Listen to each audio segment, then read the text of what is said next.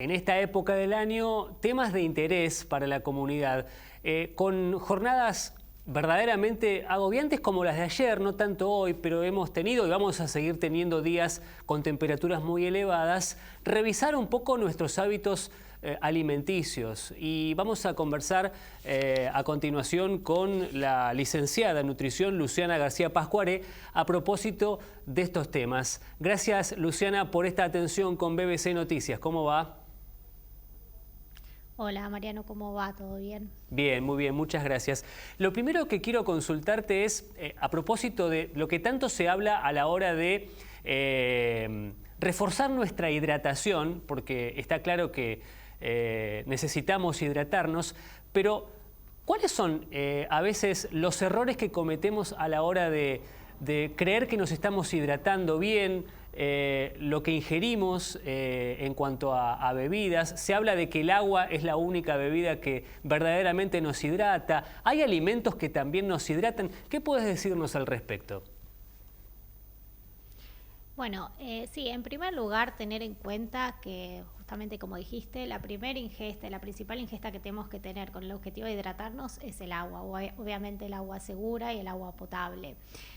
Hay alimentos o hay líquidos que nosotros creemos que nos hidratan, como por ejemplo las infusiones, el café, el té, el mate, y sin embargo, si bien proporcionan líquidos, también tienen sustancias que son muy diuréticas y entonces que de esa manera, de alguna forma, genera mayor deshidratación. Entonces, siempre que hablamos de aumentar la ingesta de agua y que hablamos de la recomendación de la ingesta de líquido, hablamos principalmente del agua, sabiendo que esa recomendación ronda alrededor de 8 vasos por día aproximadamente. ¿Y hay alimentos que también hidratan? Sí, todos los alimentos tienen agua, esto es importante decirlo, los alimentos naturales.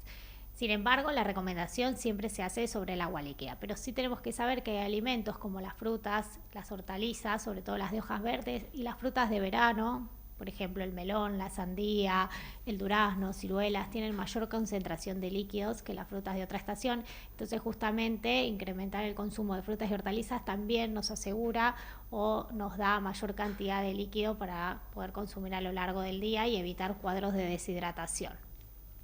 Y nos cuesta mucho en esta época a veces adaptarnos a una dieta, no sé, liviana o quizás baja en calorías para no tener que andar pasándola mal cuando nos exponemos a altas temperaturas. ¿Cómo hacemos para ir transformando de a poco nuestra rutina en ese sentido?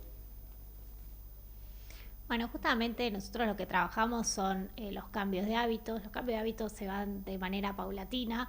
Lo que es importante también saber es que esos cambios de hábitos se tienen que tratar de lograr durante todo el año y no solamente prestarle atención en el verano, que muchas veces es lo que sucede. Entonces, si nosotros tratamos de consumir alimentos cada vez más naturales, volver justamente a la posibilidad de cocinar en casa, por más que trabajemos durante todo el día, poder transportar esos alimentos, pero volver al consumo de alimentos naturales y no tanto alimentos empaquetados, que los alimentos empaquetados se denominan o se conocen comúnmente como alimentos ultraprocesados y tienen muchísima más concentración de sodio y de azúcares, y eso lo que hace no solo traer enfermedades crónicas, sino también en este contexto que estamos hablando de hidratación, bueno, al tener más concentración de sodio, de cafeína, de azúcares, lo que hacen justamente es caer o llevarnos a caer en cuadros de mayor riesgo de deshidratación.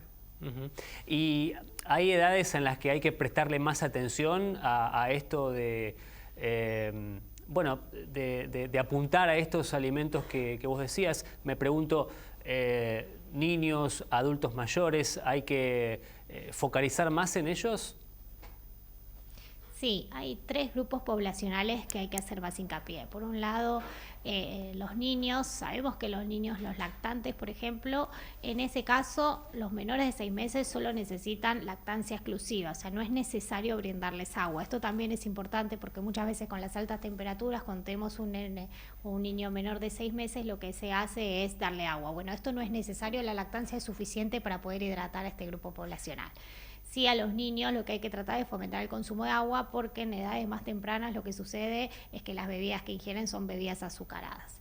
Y después, embarazadas y personas mayores son dos grupos poblacionales que también tienen mayor riesgo. Las embarazadas porque cuando cursan cuadros de deshidratación tienen consecuencias más complicadas, y las personas mayores sobre todo porque pierden de a poco la sensación de sed. Sabemos que la sed es como el primer indicador que nos indica que tenemos que consumir agua. De hecho, se dice que cuando uno tiene sed ya está en un grado de deshidratación. Las personas mayores esta sensación la van perdiendo, entonces pasan muchas horas sin consumir líquido. Entonces hay que hacer un trabajo de mayor educación y de mayor prevención en estos tres grupos poblacionales que tienen más riesgo y son más vulnerables de alguna manera. Una última consulta, Luciana. En vacaciones la gente suele relajarse, tratar de desprenderse un poco de las preocupaciones, y eso muchas veces lleva a, bueno, qué sé yo, en la playa comer lo que encuentra al paso, salirse un poco de la línea que quizás seguía durante el resto del año. ¿Está bien, está mal por allí justamente perder esa conducta? ¿Cómo se hace para controlar? Sí, en las vacaciones, nosotros cuando tenemos usuarios o pacientes que venimos trabajando durante todo el año, lo que decimos, bueno, las vacaciones poder relajarse un poco. Sí, lo que sucede muchas veces es que hay que prestarle más atención a las cuestiones bromatológicas, porque al aumentar las temperaturas sí hay más enfermedades transmitidas por alimentos. Entonces, prestar atención en qué lugares vamos a comer, lavarnos bien las manos, garantizar que los alimentos que consumimos no pierdan la cadena de frío, poder lavar las frutas y verduras en nuestro hogar, consumir agua potable o agua segura. Entonces, más allá de los hábitos alimentarios que tratamos de sostener durante todo el año y que por ahí en las vacaciones uno puede ser más permisivo, sí seguir prestándole atención a las cuestiones más de inocuidad de alimentos o bromatológicas, justamente para no correr con algún cuadro de deshidratación por alguna enfermedad transmitida por alimentos.